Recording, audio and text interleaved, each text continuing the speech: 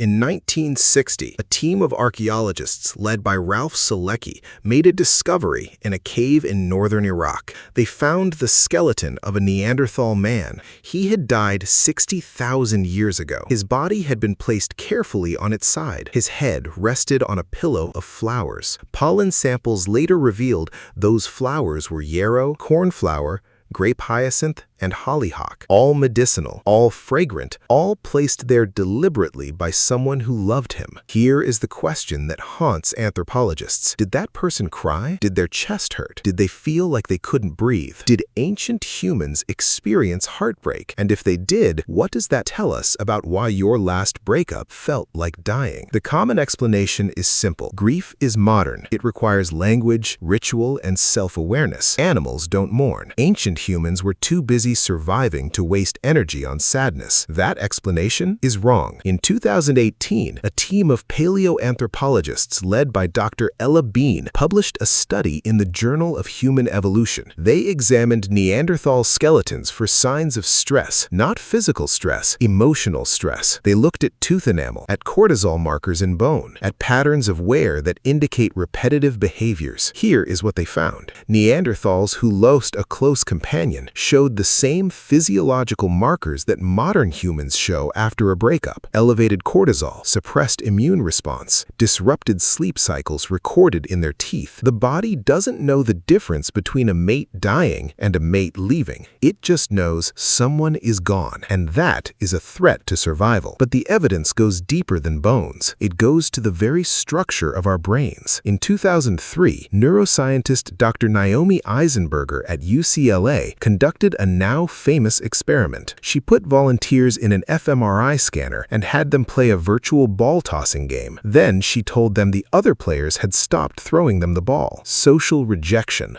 The scans showed activity in the anterior cingulate cortex, the same region that processes physical pain. Not like physical pain, the same exact neural pathway. Eisenberger called this the social pain hypothesis. Evolution borrowed the pain system. Physical pain tells you your body is damaged. Social pain tells you your relationships are damaged. Both hurt because both can kill you.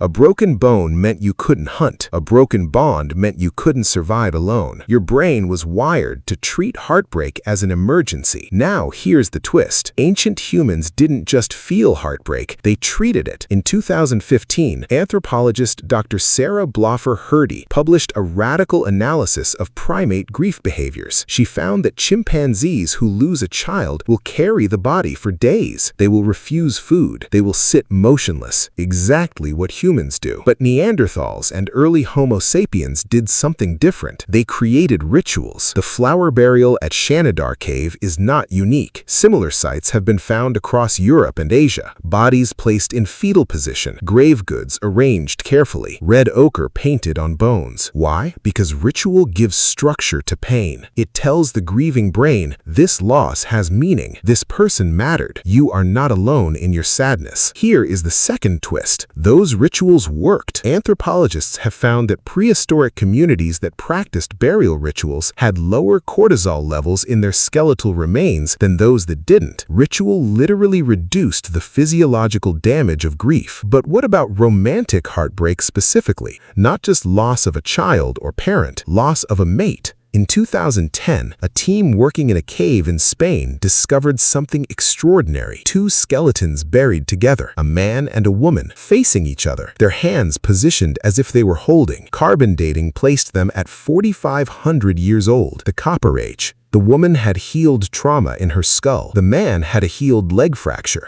They had survived injuries together. They had cared for each other. And when one died, we don't know which went first. The survivors buried them as a pair, together, forever. Archaeologists call these lovers' burials. More than 30 have been found across Europe. Each one tells the same story. These two people mattered to each other, and the people who buried them knew it. Now let's connect this to modern neuroscience. In 2011, Dr. Helen Fisher at Rutgers University studied the brains of people who had just been rejected in romantic relationships. She put them in fMRI scanners and showed them photos of their ex-partners. The results were shocking. The same brain brain regions lit up as people experiencing cocaine withdrawal. Love, Fisher concluded, is an addiction, and heartbreak is withdrawal. This is not a metaphor. This is biology. The brain produces dopamine when you are with your partner. When they leave, dopamine drops. Cravings begin. You obsess. You ruminate. You check their social media. You replay conversations. Ancient humans didn't have social media, but they had the same brain. They sat by the fire and replayed memories. They walked past empty sleeping spots. They reached for someone who wasn't there. That ache in your chest, that is 400,000 years of evolution telling you,